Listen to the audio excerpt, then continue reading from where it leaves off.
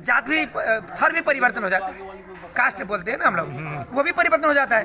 वो पुरुष के कास्ट को पीछे लगा देती है। सर नहीं लगता। जी जी, हम लोग नहीं लगाते उधर, वहाँ नहीं लगता। जैसे मीना बराल हुआ, अपने पिता का नाम, नहीं हुआ, उन्होंने अपने पिता का नाम लगाया। वो अपने पिता का जो बच्चे से जो अपना वो अच्छा, लिखा है वही नेपाल में अंतर जातीय विवाह की क्या स्थिति है? अंतरजातीय विवाह है, अंतरजातीय विवाह है, ज्यादा है, भारत से ज्यादा है। भारत से ज्यादा है, मुझे लगता है भारत से ज्यादा है। ये ब्राह्मण की दलित से शादी हुई है, दलित का क्षेत्रीय से हुआ है। उसका विरोध सामाजिक तौर पर होता है क्या? सामाजिक तौर पर वैसे नहीं होता है, कई लोग ऐसे परंपरागत लोग होते हैं तो वो खाली उसको अलग करने के लिए खाली जैसे भारत में ऑनर किलिंग भी बहुत है कि लड़की लड़के अगर आपस में तय करके शादी कर लिए तो कई बार लोग नाराज होकर के हत्याएं कर देते हैं, ऐसा भी कुछ?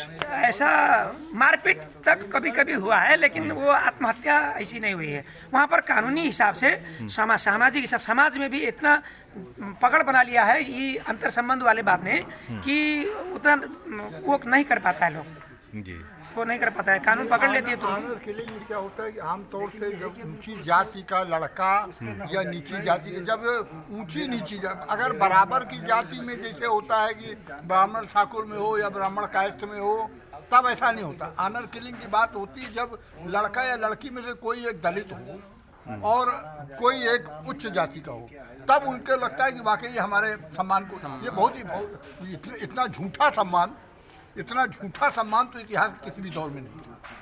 क्योंकि कभी भी दौर ये था कि जब सामंती दौर में ये होता था कि स्त्री पर शक्ति से होता था, जिससे शक्ति होती थी वो अपनी पत्नी बनाता था या रखता था।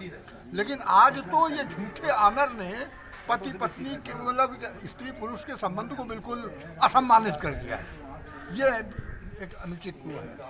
मौलवी जी, एक चीज़ मैं जानना चाहूँगा कि जैसे समाज में प्रचलित है शादी विवाह की कुछ प्रथाएं हैं, क्या साम्यवादी, वामपंथी या समतावादी या मानवतावादी दृष्टिकोण के लोगों ने कुछ इस पर भी काम किया कि क्यों विवाह ब्राह्मण ही केवल कराए, दूसरे लोग भी कराएं? या मेरी जानकारी में ऐसा नहीं है और ये उचित भी नहीं है जी। केवल जब सामाजिक स्थिति ऐसी थी कि केवल ब्राह्मण ही शास्त्र पढ़ते थे, ब्राह्मण ही पढ़ते थे और खासतौर से शास्त्र केवल ब्राह्मण पढ़ते थे। ऊंची जाति के लोग भी जो शिक्षा ग्रहण करते थे वो धर्मशास्त्रीय अध्ययन नहीं करते थे। अब वो प्रथा टूट रही है। एक तो आर्य समाज ने तोड़ा है कि आर्य समाज ने इस प्रथा को तोड़ा कि केवल ब्राह्मण शादी कराएंगे या कोई भी धार्मिक कार्य केवल ब्राह्मण करा सकते हैं। वहाँ पर यह है कि एक जो शास्त्रीय विधि है उस विधि का अध्ययन करके किसी भी जाति का आदमी कोई वो करा सकता है। वहाँ पर मैंने देखा है गायत्री महायज्ञ वालों ने भी ये प्रथा शुरू की है, वो भी है। और आजकल सभी जातियों में जब से अस्मिता की बात उठी है तो सभी जातियों में कुछ लोग इतने शास्त्र को शिक्षित हो रहे हैं कि अपने समुदाय के अंतर्गत सारी धार्मिक क्रियाकलाप वो बंधन टूट रहा है और टूटना चाहिए था, वो टूट रहा है। एक समुदाय हमारे समाज में जिनको हम लोग पहले तो उस शब्द पर आपत्ति होती थी, लेकिन अब वो अपने को खुद कहते हैं कि हमें चमार कहिए, कोई दिक्कत नहीं है। तो चमार बिरादरी में खास तौर से हमने देखा है कि वो न ब्राह्मण बुलाते हैं, कई बार न कुछ किसी को नहीं बुलाते, उसी घर परिवार रिश्तेदार दोनों तरह के सर, वो दोनों तरह की प्रथाएं हैं।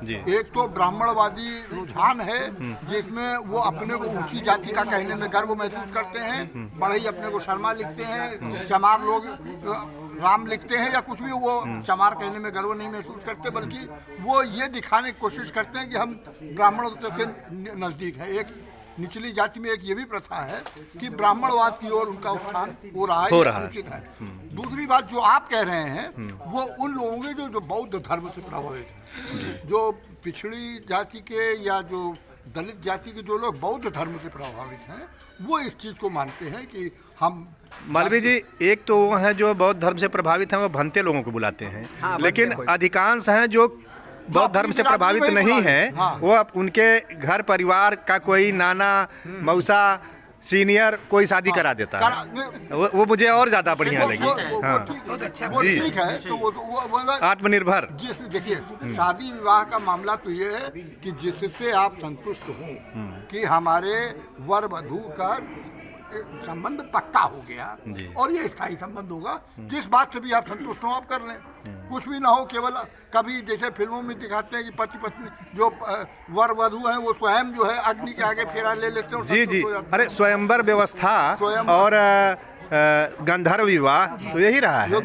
गांधर्व विवाह तो बहुत पुराना है, हाँ। जिसका विवरण हम लोग अभिज्ञान शाकुंतलम में देखते हैं जी। कि वहाँ पे राजा दुष्यंत ने और शकुंतला ने एक दूसरे को देखा, आकर्षित हुए और प्रेम क्रीड़ा की।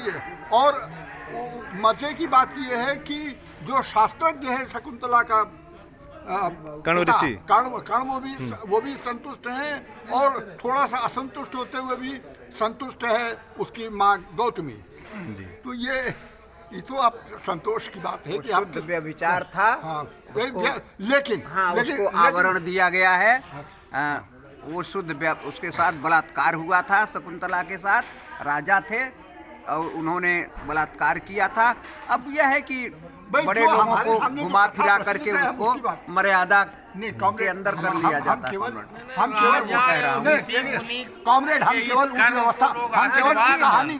केवल उस कहानी की बात। राजा यदि आता था तो जिस ऋषि के आश्रम में सुंदर कन्या होती थी वो खुद उनके लिए परोस देते थे। वो अलग सवाल है। भाई विवाह करने की एक प्रथा है तो लोग अपने योग्य व्यक्ति देखकर बेटियों को देते ही हैं, तो वो उसी का एक रूप है। हाँ, कोई बात नहीं है।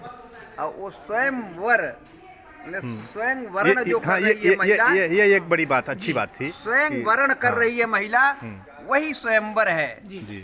तो उसमें कोई माला पहना। लेकिन एक कंट्राडिक्शन है कि एक तरफ स्वयंवर भी कहा जा रहा है और कुछ शर्तें भी हैं कि जो मछली की आंख को भेद देगा और धनुष को तोड़ देगा, तब स्वयंवर कहाँ होगा? देखिए तो सशर्त हो गया। उसका स्वयंवर ये हो सकता है कि हो सकता है कि कन्या ने स्वयं ये शर्त रखी हो कि हमारा जो वर हो उसमें ये तो बहुत बड़ा तीरंदाज हो, इतना वीर, बहुत बड़ा तीरंदाज हमारा पति हो, तो वो अगर उसकी प्राथमिकता उसकी लड़की इसका कोई विवरण नहीं मिलता है। घर वाले रखते हैं कि लड़की ने स्वयं। हाँ, वो उतना खुल के सामने नहीं है। उसमें लक्ष्य और उद्देश्य को एक साथ रखा। लक्ष्य और उद्देश्य में अंतर होता है। जमीन और आसमान का